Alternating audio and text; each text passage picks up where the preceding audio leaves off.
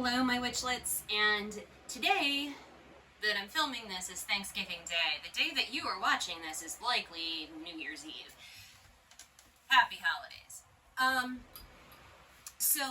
it's kind of cool that you'd be watching this on New Year's Eve, because a traditional Pennsylvania Dutch New Year's Day meal is pork and sauerkraut, and whereas that is not this, it's related, just trust me. What I'm making today for our main Thanksgiving dish is a central Pennsylvania dish called Schnitz and Knepp. And it is, for those who don't know, Pennsylvania Dutch is pretty much bastardized German. You know, like in California you might speak Spanglish, in central Pennsylvania you speak Pennsylvania Dutch. A lot of times the sentence structure remains the same from German, but you're using English. So that's why you'll get wonderful phrases such as, throw the baby down the stairs, it's bottle. I had fun with that when I went to college because when I got really tired, my Pennsylvania Dutch came out and people were like, I have no idea, like I understood the words in that sentence, but they did not sound, what? You know, so yes, those were fun days. I have to drop off in the library my keys. What? Yeah, you know, it makes sense to me. I knew what I was saying. Nobody else did, but that's okay. So, back to what we're talking about here. So, Schnitz and Knepp, believe it or not, has absolutely nothing to do with pork. Like, the title of it has nothing to do with pork. Schnitz are apples. And I am soaking dried apples in this container. Something else of note. It is very difficult to make Schnitz and Knepp outside of central Pennsylvania unless you have your own dehydrator to make the apple rings yourself. Because there are two types of Schnitz, and they are actually labeled as Schnitz in central Pennsylvania. You go to the store and you are looking for tart Schnitz. It sounds bad, I know how it sounds. But you're looking for the tart version as opposed to the sweet version. Anywhere outside of central Pennsylvania, they're just called apple rings, and you get what you get. So, I have apple rings. They're not exactly sweet, but they're not exactly tart either. So we're going to see how this works. Traditionally, you would use a ham for Schnitz and Knepp. And that's what I have going on in the back pot here. I have it's not a ham, it's a pork shoulder, because I don't have a need for 11 pounds of ham. Or even 8 pounds of ham if I wanted to use a Dubuque ham, but like, who does that? So I have a pork shoulder roast that I bought today, unfortunately, because I opened my package of what I thought was a pork roast and realized it was baby back ribs. So we're having that Saturday. Cameraman Ken has a great marinade going on him, and I'm actually kind of excited about it. So, are we doing something Saturday?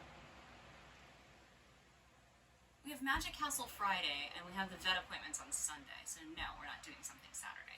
Okay, got that cleared. I have to ask these questions when I think of them. Why have you help? I mean, I don't have the vet appointments written on the calendar, so it's just like, but I know that they're there. So yeah, we're doing we're taking cameraman Ken to Magic Castle for his birthday on Friday, the 26th of November. So yeah, it'll be fun. One of our friends is performing. What was I talking about? Oh yeah, the pork shoulder. So I got a pork shoulder roast today. I was very mad about that, and we just set it on to. You need to boil it for about an hour to an hour and a half, so it's long overdue to be taken out and processed, but I need to get this part of the video filmed, because you'll notice my shirt is the same from like 2 weeks ago, because I'm filming in the same day. So we're at the point now where we're going to reframe some stuff, and we're going to magically appear some other ingredients and get started, because I got a bone-in shoulder roast, which if you're not going to use a ham, use a bone-in piece of pork. But you have to take the bone out of the pork and then put the pork back into the water along with the apples and the liquid that they're soaking in and a bunch of other ingredients. And then that goes for another 30 to 40 minutes until the apples are tender. And then more fun stuff happens. So. And the apples float, so we had to plate. Oh yeah, apples float too, which is bad when you need to submerge them. So cameraman Ken came up with a modern solution using a plate to keep them submerged. So yeah. Pretty common practice, actually. I am sure it is, but my despondent self couldn't think of that yesterday. Because I was tired. I had done a lot of cooking. And not a lot of sleeping. So I will be back in just a few minutes and we're going to reframe everything. Alright, so we have our ham, pork shoulder, whatever, removed from the bone and it's cubed up. That's what you want to do. Now, to this pot, we had to turn off the heat, or, in order to take care of everything. So I'm just kind of trying to get it back up to temperature. But you're basically going to simmer this for another 30 minutes. You're going to add an onion that has been chopped, because PA Nut Food love their onions. So you're going to add onions. Apparently, if you knock over an iPhone from a height, such as off of your oven, stovetop, whatever, it tries to call 911 for you. That's a feature, right? It's a feature, not a bug, but that was intense. All right, so then, so we've going back over everything. We've cubed our pork shoulder, removed it from the bone. We've added a single chopped onion, and now we're going to add our apples and the water in which they've been soaking for the past 7 hours. You don't have to soak them that long, to be honest. I actually meant to start this much earlier than I am, but you do need to soak them for at least 3 hours, and they need to be completely submerged in water. So you're going to then add 2 to 4 tablespoons of brown sugar, and that is completely to your taste. I am adding 3 tablespoons of brown sugar to this mix, and kind of stirring that up, okay? So we've not eliminated any of the water from when the pork was boiling on its own. We've added to said water. So what we're going to do now is we're going to bring this up to a simmer and let this simmer for approximately 30 to 40 minutes until the apples are tender, which, given that they've been soaking for over 24 hours, should only take about 30 minutes, probably only 20 minutes, but we're going to go with 30 because I still have other videos to film. So, so we're going to let this come up to a simmer, and you do need to, you don't need to cover it, it doesn't appear, but I probably will just because, I don't know, it helps. Whatever. So the recipe that I'm using is kind of kiboshed by 3 different recipes, but the primary one that I'm using is from a coal cracker in the kitchen. And it's very regional, it's very specific to said region, and it is close enough to my region. Being in Harrisburg, we were more city folk than anything, but my grandmother's family was Pennsylvania Dutch, and apparently my dad's sister-in-law, her family is Pennsylvania Dutch, because she's always talking about the German food that she grew up eating. So this is the Schnitz part of Schnitz and Knepp. We will talk about the Knepp in a little bit. All right, we have now reached the point in our recipe where we make the Knepp, and I know you want to know what Knepp is. Knepp is a German bastardization, Pennsylvania Dutch bastardization, I should say, of a German word that I don't even know. that means button. And basically, Knepp are dumplings. So, which is kind of what Spätzle is, but it's different. So, I don't know. It's German food, and it's all good. It's all delicious. So, what I have here in front of me is 2 cups of a flour blend, and this happens to be the same flour blend that I used for the Spätzle. It is 185 grams of white rice flour. Let me look it up. 62 grams of potato starch, 33 grams of tapioca starch, and half a teaspoon of xanthan gum. So that is my flour blend that I am going to use for Knepp, because the last time I made gluten-free dumplings was a long time ago, and they didn't turn out very well. They were cooked on the outside and they were flour on the inside, and it was really, really bad. So to this, I'm going to add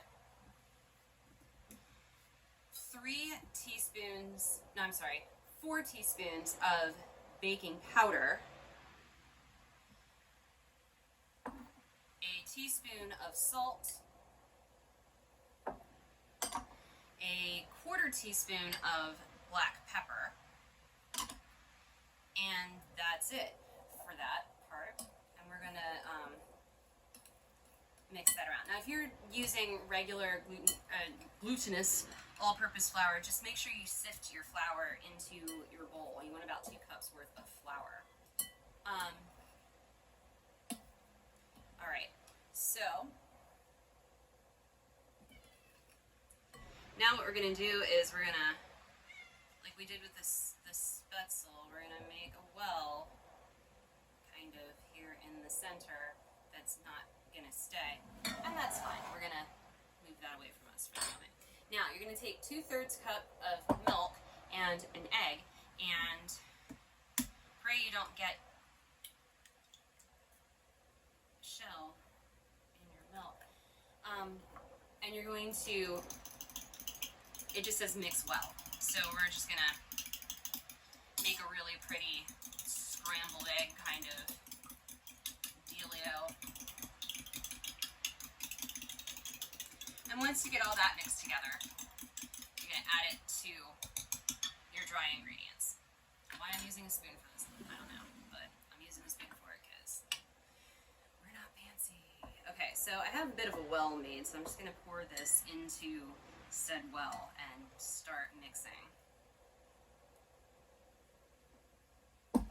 Now, you do need 3 tablespoons of melted, the cold cracker recipe calls for shortening.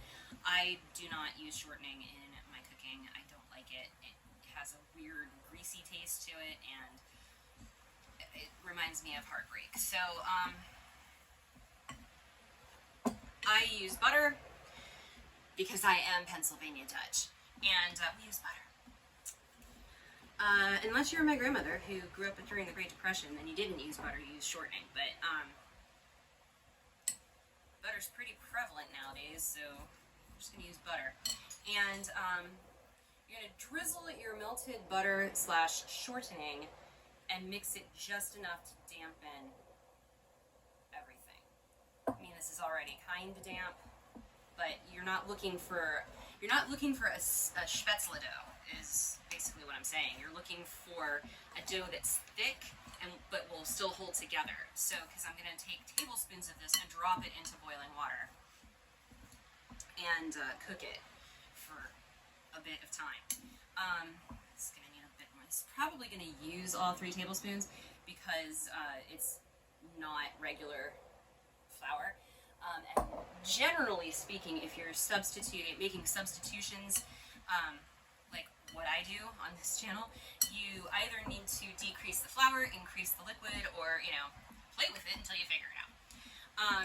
Because in gluten-free baking and cooking, you're looking for consistencies, and especially with the dough, you need it to be stable, which is why we used a half a teaspoon of xanthan gum to keep the dough stable. All right, so this looks pretty good. It's gonna hold together fairly well. At this point, what we need to do is we need to go back to our pot, and we need to take out all of the apples and the pork and all of that stuff and put that in its own separate thing, and just leave the water to boil. And then we're gonna drop tablespoons full of the Knepp into the water. Put a lid on it, don't touch it, for 18 to 20 minutes. And then you can scoop them out with your little scooper outer thingy. Hi Nova. And then you serve everything together. And that's pretty much what we're gonna do. So we need a little bit of time to reframe things and take stuff out of that and put it someplace that it's gonna, that's my foot. That's gonna be, yeah, kitten distraction. All right, it is time to do the Knepp. So this is how our Knepp look. These are about a tablespoon each, and basically you're just gonna drop them into the boiling stock that you have going on here. And as soon as you get them all in, you're gonna put a cover, a lid on your pot, and you're just gonna walk away, leave it alone, don't disturb it, do not press go, do not collect $200 for 20 minutes, 18 to 20 minutes. I am choosing to go 20 minutes because this is gluten-free Knepp, and I just wanna make sure that the dough is cooked all the way through so that we don't get any surprises later when we're trying to eat dinner. And because a mouthful of flour is not a surprise that you really want. Alrighty, almost done here. I've got 4 more. And 4. Boom. Lid. Done. 20 minutes, and we'll be back.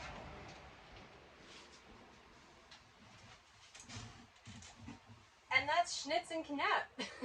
Apparently it's like a lot like a Pennsylvania Dutch pot pie when you do it the way I did. So I do have a dumpling here. So like I know that they did stay together, but a lot of them kind of fell apart. So let's see. Let's get some pork and apple. Just a piece. Just a small piece. Okay. There are no small pieces. And this is super hot because like it literally just came off the stove.